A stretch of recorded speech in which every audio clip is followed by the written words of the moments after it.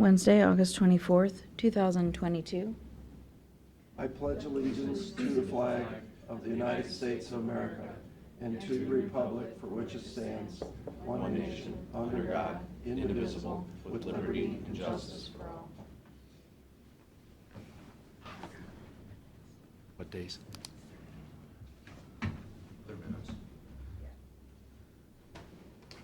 Motion to approve the commission meeting minutes from August the 3rd and the 11th. Second. Mr. Schaffner? Yes. Mr. Old? Yes. Mr. Sheniga? Yes.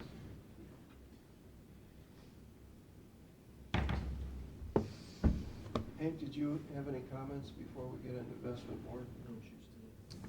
You have no issues? First time out. That long vacation, got all his issues worked out. All worked out. Well, I guess you're up. All right, well, thank you. Appreciate it.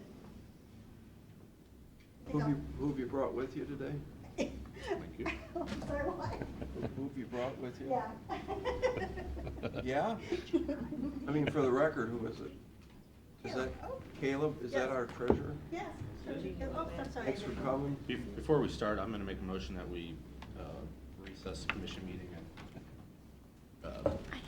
join the investment board meeting. Second. Mr. Old? Yes. Mr. Schaffner? Yes. Mr. Sheniga? Yes. Thank you for that, Mr. Old. Commissioner Old, I'm sorry. That's fine. Investment board member.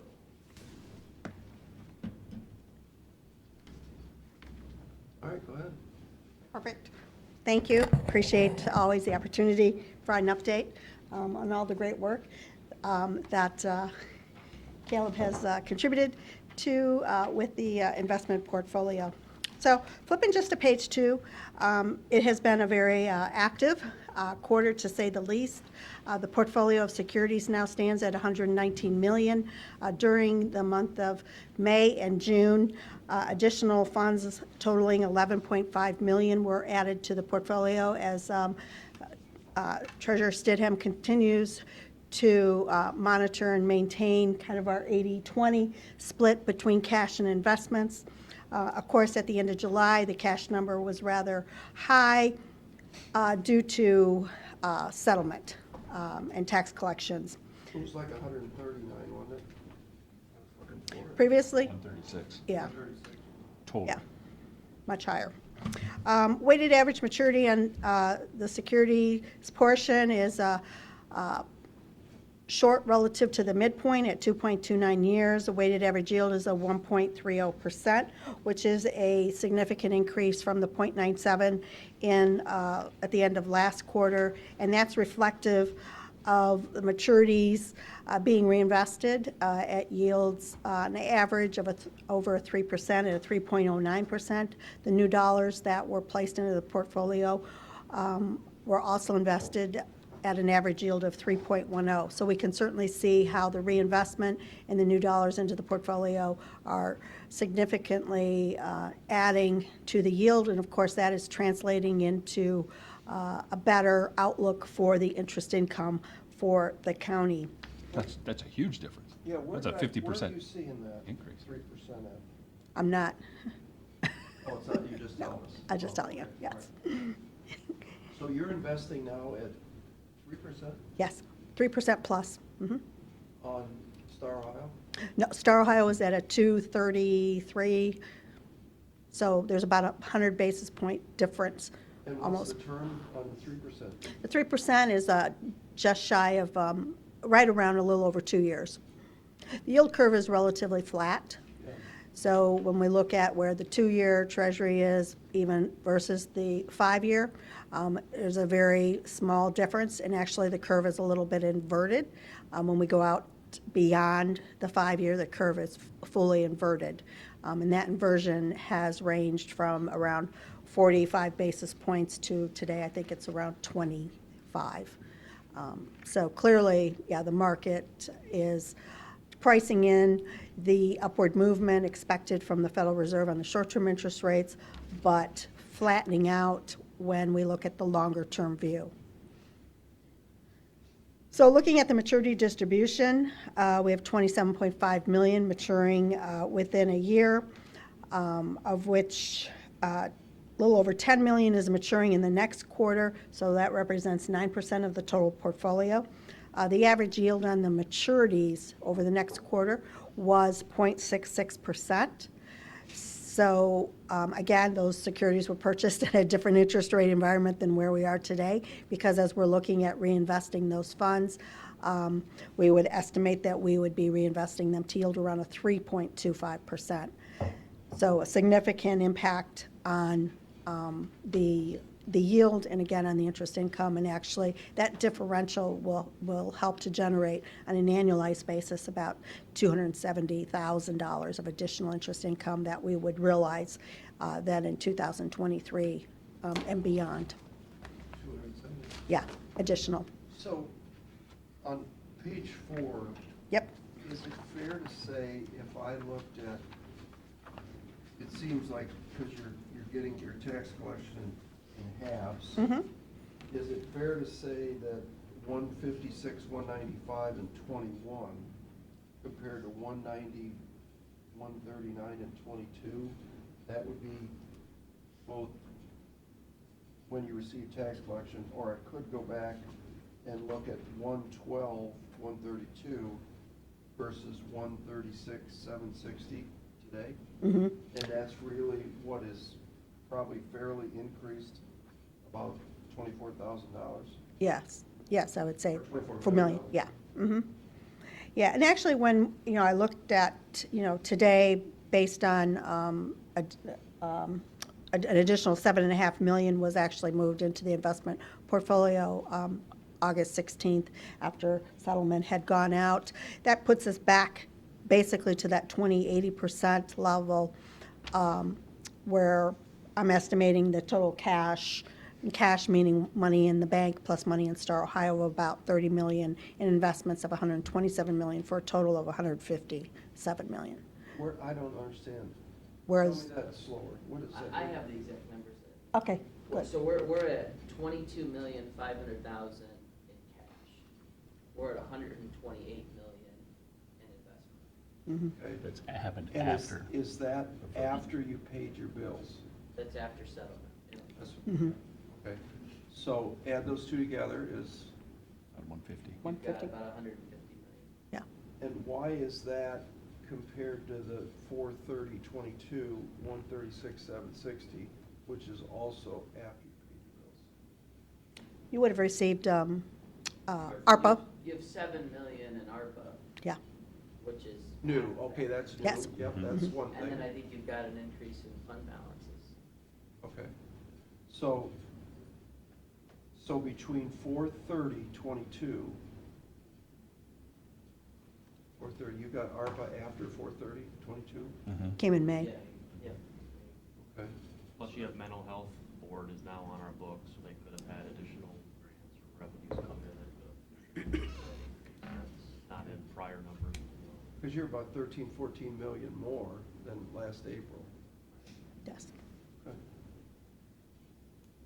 Yeah, and some of that, I mean, is just timing, like Hank said with the mental health board. They may be getting their grants on the front end, or there may be a variety of other things. Yeah. Or DD, where the timing works out. But you take half of that out for ARPA, and then you account for some other factors, and it's probably an increase of 4 or 5 million when all said and done. Got it, yep. That's what I'm thinking too. Yeah, and so the key from an investment perspective, of course, is the fact that we do have frequent maturities. We have maturities basically every month. This allows, that opportunity to, if we needed, to move money back out of the investment portfolio back into cash. So having that flexibility to manage the liquidity needs of the county is also part of the process. What else did I want to say here?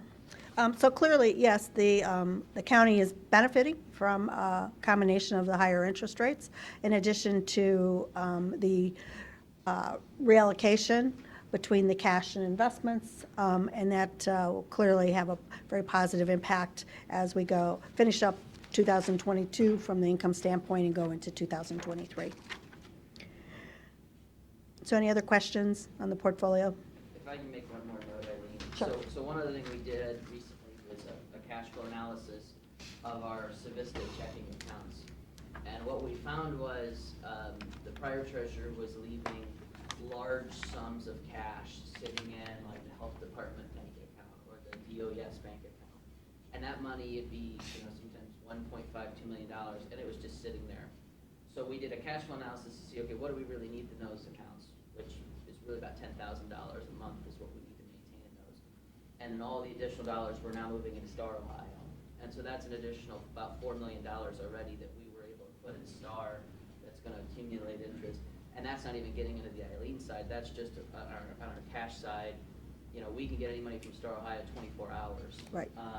But we're earning interest on it. In the meantime, it's not sitting in, a checking account with Civista that's earning no interest. It's now accumulating interest. And I think the justification was just safety and being able to move in a moment's notice from, checking the warrants or, DOS to warrants. But that's going to, I think, yield more interest income as well. Yeah, absolutely, because as I'd mentioned, Star Ohio's at around a 230, 233. Star Ohio is going to be very sensitive to any movement that the Federal Reserve does in the overnight Fed funds rate. Fed meets again September 21st. Market is vacillating between will it be another 75 basis point rate hike or a 50 basis point rate hike. But irrespective, we see Star Ohio adjusts within about a 30-day time period after that rate hike has occurred. And that's because of the way that the portfolio is structured with Star Ohio, very short term. A lot of funds are held in overnight accounts that do adjust relatively quickly. So to Caleb's point, being able to take advantage of that, the liquidity option, and also earning a very competitive rate will certainly benefit the county overall as well. Star Ohio now would just lagging about 3/4 of a point behind what you were talking about now, being able to just invest in the securities is about 3. Yes. So that's still, and that's Yes. probably historically where it's going to be, isn't it, for Yeah. the most part? You're saying you can take the money out in a minute's notice Right. with Star Ohio. Right. Or otherwise you gotta lock it in for 2 years. Yeah, we classify it as cash. I mean, we Right. don't even classify it in that 80-20 rule. It falls within the 20 Cash. Yes. of the cash. I want to thank the treasurer's office for taking a more thoughtful, analytical look at where our funds are, because that had always kind of bugged me that we had a lot of money sitting there that could have been invested. Yeah, how much money did we lose over the last Exactly. so You many think about years? the opportunity cost of Yes. investment income that we forego because we let money just sit in the bank account. Yep. This was just something, my prior career. Yes. And we were very deliberate on analyzing our numbers. And Yes. It's refreshing to finally have that kind of approach in the treasurer's office. So I just wanted to thank you and your team for taking a look at this. The Warren Buffett of Erie County, some might say. I like that. And where was Star Ohio a year ago? What was it at? Like, Like .09 or something. Yes, .09. Yeah. Yeah, And Star is always historically slow to. Right. Once you have the rates go up, Star's historically, she described it, slower to adjust. But then on the flip side, when rates drop, it's also a little slower to go down, so maybe we're not earning as much additional investment income now when the rates are rising, but when they Right. go down, we actually will generate a little bit more revenue while the rates are dropping. So it is a trade-off, but yep. yeah, to have those kind of rates, those are. Yeah, these are. We haven't been there in a long time. Right, that's what we say. These are rates we have not seen in quite some time. And actually, if we move on to page 6, gives us an idea of when was the last time we saw rates, even where, to the point where, like Star Ohio is today. Looking at the Fed funds historical, we can see back in 2019, late 2018 and into 2019, that overnight rate was upwards of 2.5%. So that's basically where we are today.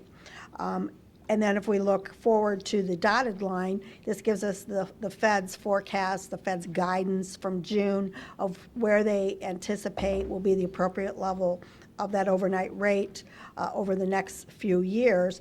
And we can see where we're at par today with where we were back in 2018, but the Fed is very much committed to combating inflation, and as they're demonstrating in this chart, telling the market that they're going to move rates faster and move them beyond the point of where we were in the last tightening cycle.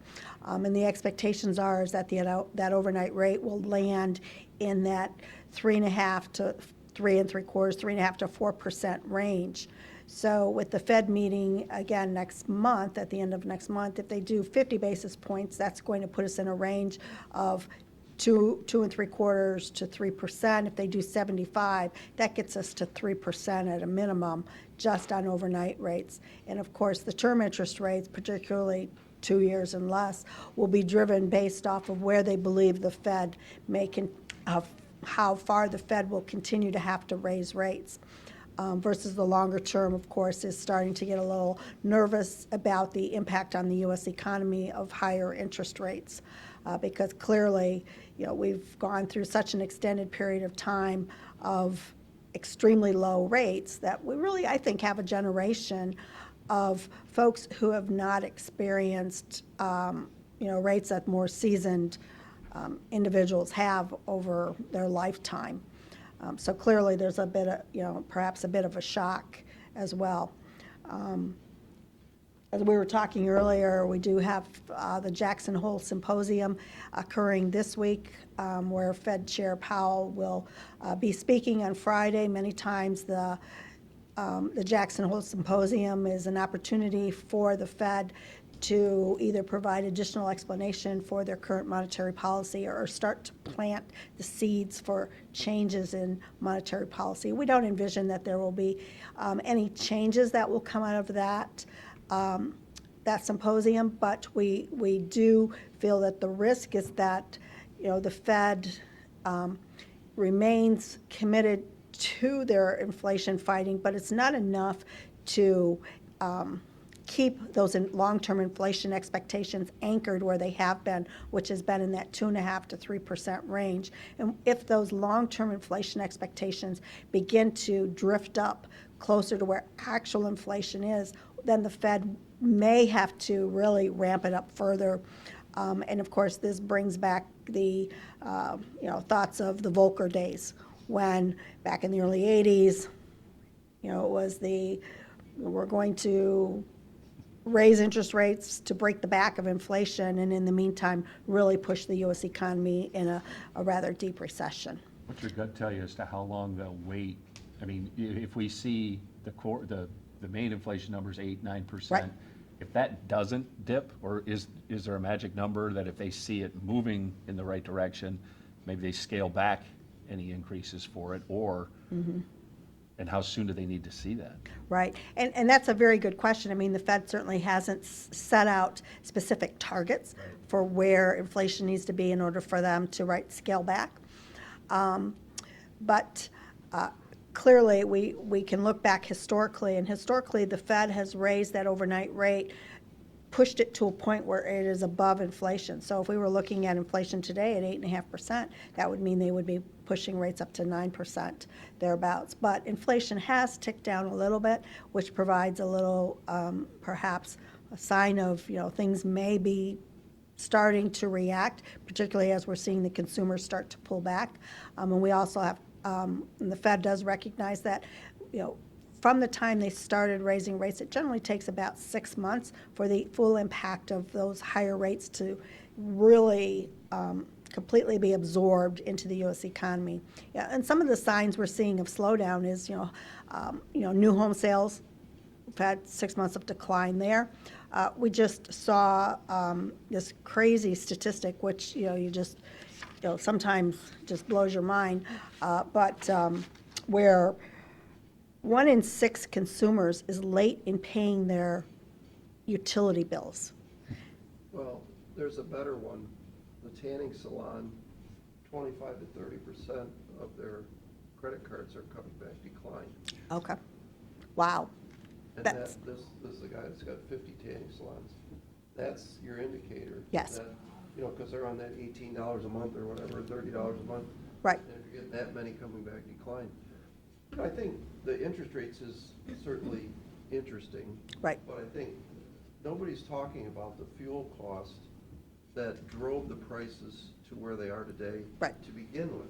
You know, inflation, if you look at, you know, the bread you buy, the eggs you buy, it's a byproduct of fertilizer. Yep. And you look at our housing industry, it's a byproduct of supply and fuel transportation charges that we're Yes. getting. And PVC pipes, copper, it's all around fuel. When you don't have any fuel, prices go up. Yep. When prices go up, they can't afford the house. Now you double that and put the interest rate higher, now they really can't afford the house. Right. But when you take a house that was $350,000 2 years ago, and that same house is $550,000 today, that to me is not inflation. That's supply issues where, you know, 2x4s cost 4 times what they cost 2 years ago. And that's because of supply. Transtar vans, I've told you guys this before. How does a Transtar van, the guy on Valley Ford has 35 vans in his lot. I typed how much to buy the Transtar van. It's 51,000 sticker. Buy it now, 57. What? Only one with Transtar vans. And look around any Ford dealer, nobody's got a van. He's got 30 of them, but he wants $6,000 over sticker to buy one of those vans. That has nothing to do with interest rates. Right, exactly. Well, but it's the economic, I don't think bubble, but that's the mechanism that the economy works on since World War II. Yes. The initial push is the cost of transportation, the actual Right. cost. Well, if I'm owning the business, it doesn't hit me right away. It hits me a month or two later. That's when they jack up the prices for everything else. And as that first wave rolls, because we're seeing gas prices technically Come going down, down, yeah. but that bubble is built up behind it, and that's that tidal wave that can't go down.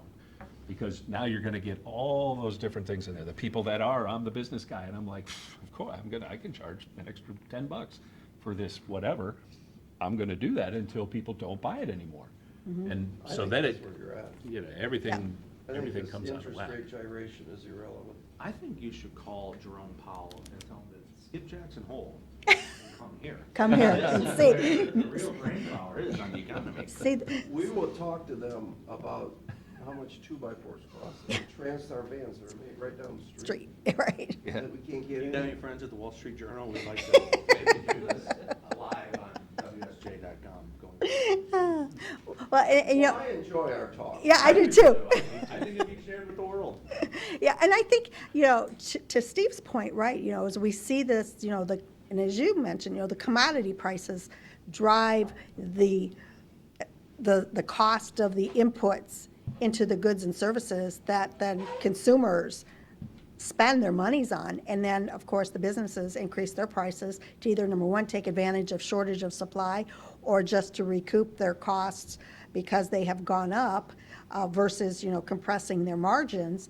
And the risk becomes if, like we are here today, we have inflation at 8.5%, but the average wage increase is only it's like 5%. So the consumer is continuing to fall behind the increase in the cost of goods and services. And we gotta stop giving them money. Yeah, Because that's the ultimate thing, right? You get a $5,000 check from Right. whoever, and I'm not paying my credit card bill, I'm gonna go out and buy stuff. Exactly. Why would I Exactly. pay my credit card bill? That's what happened. yes, You know, the bill's only, even if you're paying it, $100 a month. And I got my cash, I'm gonna spend my cash. yes, And until we stop that, people aren't gonna stop buying things that are $10 normal, higher Right. than they should be. And Right. as soon as that demand goes down, if you don't buy it, business guy's gonna go, okay, I'm gonna lower the price. But yeah, it's eventually that just the normal supply and demand Yeah. kicks in, those forces. I thought it was an interesting comment that one of the local cities here, the finance director, shared with me. She said, you can always tell when folks have received their stimulus dollars. You just drive by their houses on trash pickup, and the high volume of houses have the big screen TV boxes out there. that's true. You know, so that's that, you know, the observation, the anecdotal observation, right, that you see, that helps to say, oh yeah, this is where that money is going. To your point, it's not being used to be saved, to pay down debt, perhaps. People are just taking it and spending it. And, you know, hopefully there are no other new dollars coming. But that fuel surcharge thing is coming. I just got my, I won't say who from, but my trash and recycling went Yes. up about 50% for 3 months for their bill. And I was like, I thought I missed a payment. I thought it was that big, and I thought, holy crap, maybe I didn't pay it last time. And it was like $45, $50 for a fuel surcharge. Yeah, I got a call from a citizen, the exact same thing. I've got a couple in the neighborhood, and I'm like, well, So Eileen, how much is inflation gonna go down as a result of the Inflation Reduction Act? Maybe we can get Marcy Kaplan. Does anybody have a line? you should ask that question. So how much is this? I gonna think it's help us? interesting that the acronym for it is IRA, which makes you think of, yes. IRS. Well, yeah, that's what they should have come up with, yeah. Yeah, I don't think we view the Inflation Reduction Act as being geared to lower inflation. You don't think that's gonna help? No. Do you think the $10,000 forgiveness of federal student loans that's gonna happen today is gonna reduce inflation? That's gonna help today. Today, yeah. Yeah. Well, I mean, I don't have a line to the White House, but. $300 billion. Yeah, $300 billion cost to the US government for doing that, for Well, that's extending, 7,000? for only, for giving 10,000. In addition, to- Hard, but you should give a lot more. Do you get 10,000 back if you've already paid your loans off? that's what I wonder. Yes and no. Petition, we need a petition to that effect. If you didn't go to college? Yeah, right, that's another thing too, yeah. Oh, is that what they're gonna do? That'd be me. Send me a good check. That's almost- Yeah. Go ahead. You could say it. No. I throw you a softball. You'd be grandfathered in. I was gonna say, you're what we're calling the seasoned investors. This Yes. season. Well, and I think the Well, you other, know, so, not to interrupt, That's but okay. when I started, this is going back to the old days, it was 17 and 18% interest rates, and people still bought houses. Yeah. Can you Yep. imagine that? sure, But the houses 17, were, 18%. They bought a lot of houses. It was only doctors, but. I wonder what the percent of, like, the percent of their income was going to the house, even back then. Well, they made a lot more money back then. Doctors did. But relatively speaking, if the house only cost, back in the day, I get it, 125 grand, if you were making 100 grand, that's like incredible. Right. Because you don't have many people doing that today. You don't Right. have a $500,000 house and people making a $500,000. correct. That's, No. that's not happening. And that's where the impact of the lower interest rates come into play, because I think for the most part, the income to payment standards within the banking industry are still about the same. I think the top is like 40%. Yeah. But there's another bigger issue is that, and I think everybody seems to be forgetting this, is as the price went up to $500,000. Yes. You now have to have $100,000 down. Yes. When the house was Nobody has that cash. when it's 300,000, you only need $60,000 down. Big difference. They don't have that $40,000 in cash to make the down payment, which is why America's gonna turn into a rental business. Well, you know, and to that point, it's interesting, I just heard on the radio, I think it was yesterday, the day before, something to the effect that said, well, right, for most of us, right, we do the 20% down when we've purchased homes, but there's still a very large percentage of the population, something like, I think it's only about 14% of the population or something actually do the 20% down. Everyone else does less than 20% down. PMI then? And paying PMI, Oh, yes. It's crazy money for PMI. Oh, Or exactly. you get a deal. Somebody gives them whatever But you group still- you're in, you get a deal. You don't have to do the 20, you can do 10, and But you have to pay PMI. And Yep. PMI You have to is do so mortgage. expensive that that's my crazy. son did that one time. I'm like, you're paying darn near as much on your private mortgage insurance as you are on your payment. I crazy. didn't know, when I bought the first house and we were financing the house, I was like, what is that? And, Right. oh, and they just assumed that's all I was gonna do. I'm like, well, how do I make that number go away? Yeah. And they're like, well, you It's more need money. money up on, put it on the But- table. I'm like, but you know- okay, let's do that. You know what is scary? What happens if the government says, just kidding. you don't need that. How Yeah. about 5%? Then you're back to 2007. Absolutely. Exactly. Well, Don't worry about it. Yep. Go ahead and buy the house anyway. well, here's the latest product that is coming out of the housing industry, and that is the 40-year mortgage. Jeez.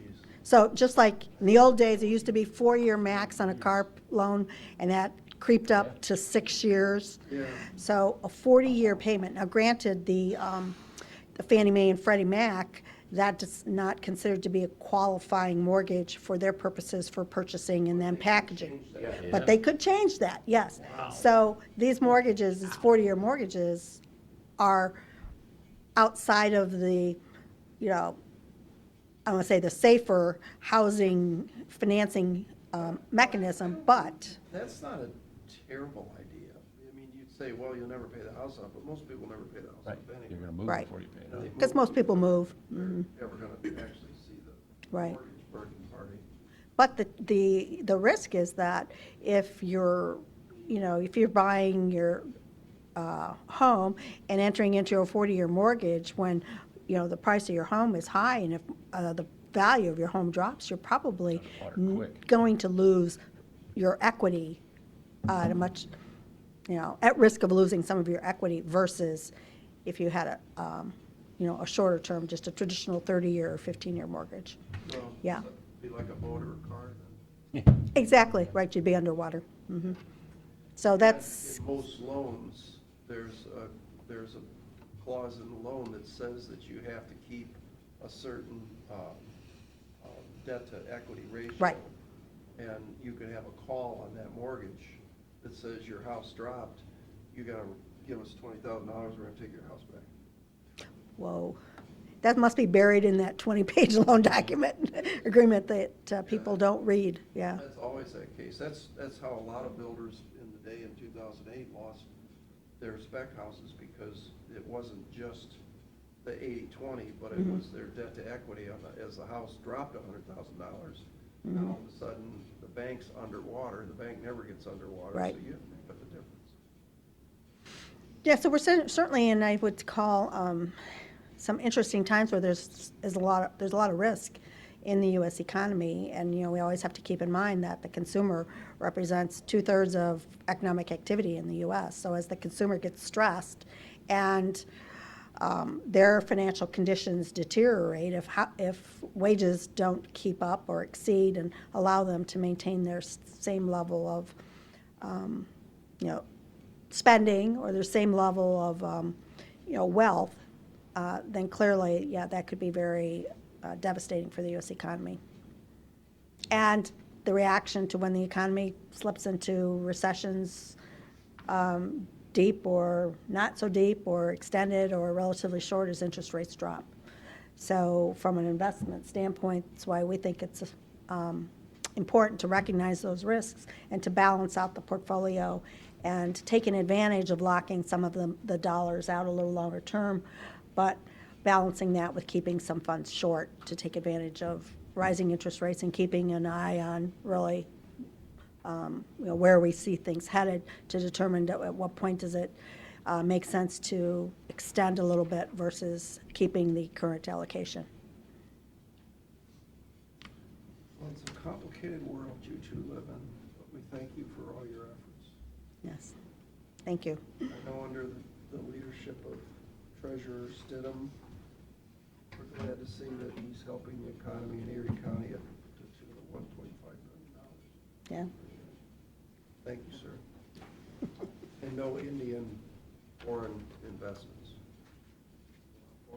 no foreign investments. Attaboy. Anything from Russia, no, you're good.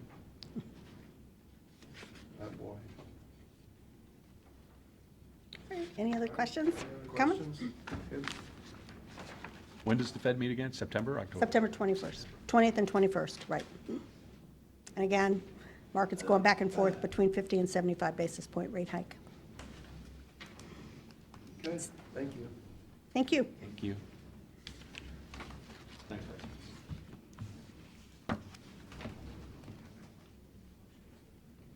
Motion to go back into the commission meeting? Second. Mr. Old? Yes. Mr. Schaffner? Yes. Mr. Shenigo? Yes.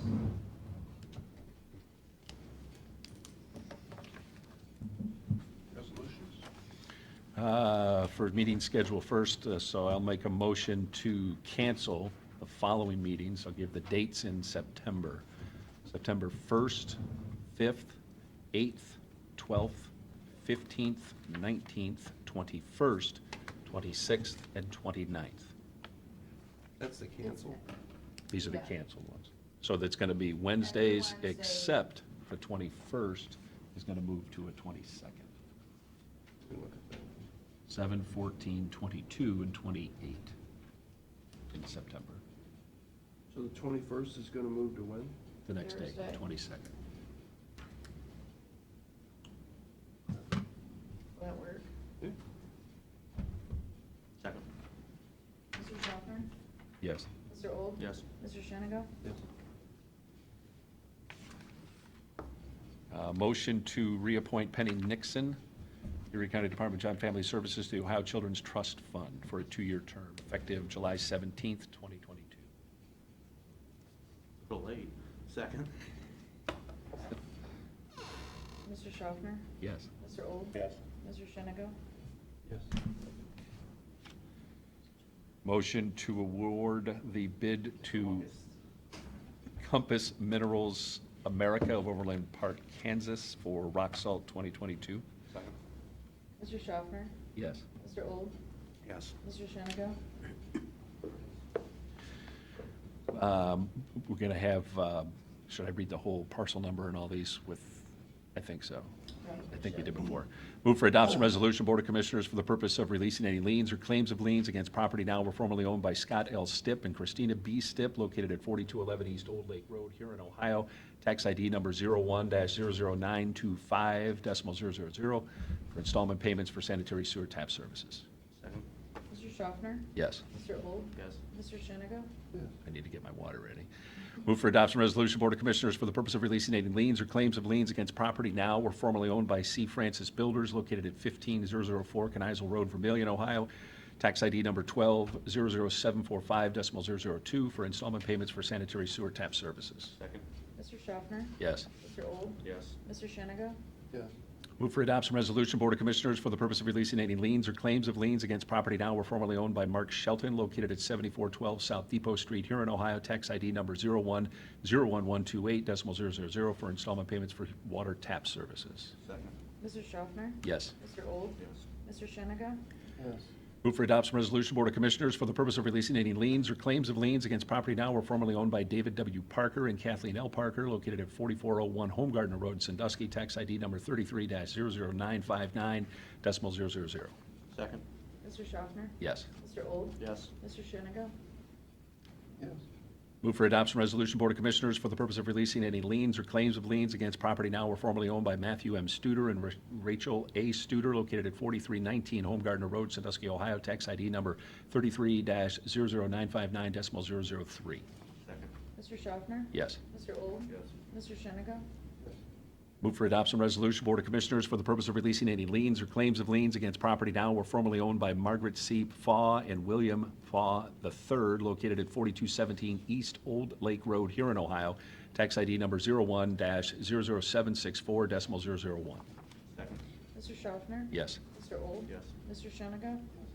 Move for adoption resolution, Board of Commissioners, for the purpose of releasing any liens or claims of liens against property now or formerly owned by Brad A. Kerber and Pamela J. Kerber, located at 2599 West Mason Road, Milan, Ohio. Tax ID number 23-00013.001. Second? Mr. Schaffner? Yes. Mr. Old? Yes. Mr. Shenigo? Move for adoption resolution, Board of Commissioners, for the purpose of releasing any liens or claims of liens against property now or formerly owned by Brian Satterfield and Ashley Satterfield, located at 7517 Mason Road, Sandusky, Ohio. Tax ID number 38-00050.000. Second? Mr. Schaffner? Yes. Mr. Old? Yes. Mr. Shenigo? Yes. Move for adoption resolution, Board of Commissioners, for the purpose of releasing any liens or claims of liens against property now or formerly owned by Doree L. Grant, located at 7816 Mason Road, Sandusky, Ohio. Tax ID number 29-00191.000. Second? Mr. Schaffner? Yes. Mr. Old? Yes. Mr. Shenigo? Yes.